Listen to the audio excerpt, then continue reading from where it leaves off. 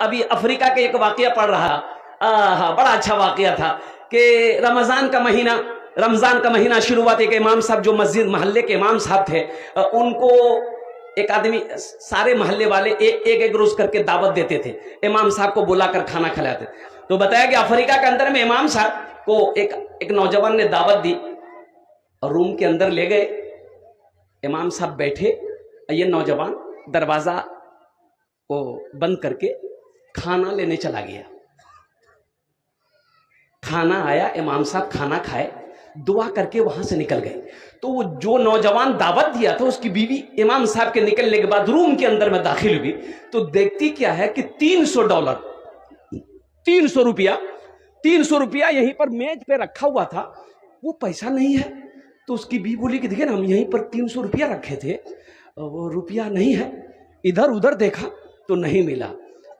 تو اس کی بیوی بولی کہ اس روم کے اندر میں آپ کے علاوہ، میرے علاوہ اور امام صاحب کے علاوہ کوئی نہیں آیا ہے. تو آپ نہیں لیے، ہم نہیں لیے، یہ پیسہ لیا کون؟ تو اس کا شوہر بولا کہ ہو نہ ہو امام صاحب لیے ہیں. بولا پر ایک دم شیور سی بات ہے، ہو نہ ہو کیا وہی لیے ہیں؟ بولے بتائیے، لوگوں کو سمجھاتے ہیں اور گھر میں دعوت کھانے آئے اور 300 اڑا کر لے گئے. دلوں کے اندر میں ان لوگوں کا بدگمانی پیدا ہو گئی. اچھا، نوجوان نے کہا کہ چھوڑو، ضرورت ہوگی امام صاحب کو، لے کے چلے گئے. جانے دو، یہ سب آدمی سے دورے رہنا اچھا ہے. یہ نوجوان 1 سال کے اندر میں تھوڑی دوری بنائے رکھا ہے امام صاحب سے. اور پھر رمضان کا مہینہ آیا، 1 سال ہو گیا، سارے لوگ دعوت کر رہے ہیں. یہ نوجوان نے اپنی بیوی سے کہا کہ دیکھو، اب امام صاحب غلطی کر لیے ہیں، لیکن آخر ہمارے محلے کے امام صاحب ہیں تو سب دعوت کر رہے ہیں، ہم لوگ نہیں کریں گے تو شکایت ہوگی، تو دعوت کر دیتے ہیں، جانے دو. بھی بولی کہ ٹھیک ہے، دعوت دے دیجئے. اور دعوت دیا. امام صاحب تشریف لائے اور گھر کے اندر میں بیٹھے اور قربان جاؤ. وہ نوجوان نے کہا کہ امام صاحب ایک بات میں بولوں، آپ تکلیف تو نہیں مانیں گے؟ بولا کہ نہیں، بولو کیا بات ہے. بولا کہ حضرت پچھلے سال آپ رمضان میں میرے گھر میں آئے تھے دعوت میں. بولا کہ ہاں آیا تھا.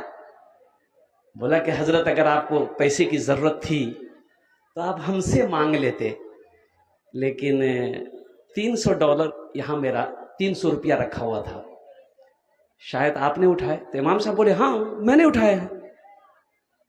بولا آپ نے اٹھائے؟ بولا ہاں.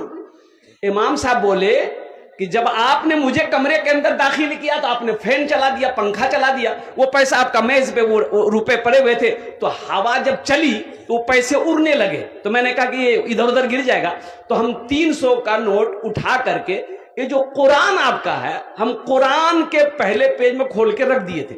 قرآن نہیں دیکھے آپ لوگ؟ قرآن نہیں دیکھے؟ بولا کہ نہیں دیکھے. بولا اٹھائیے.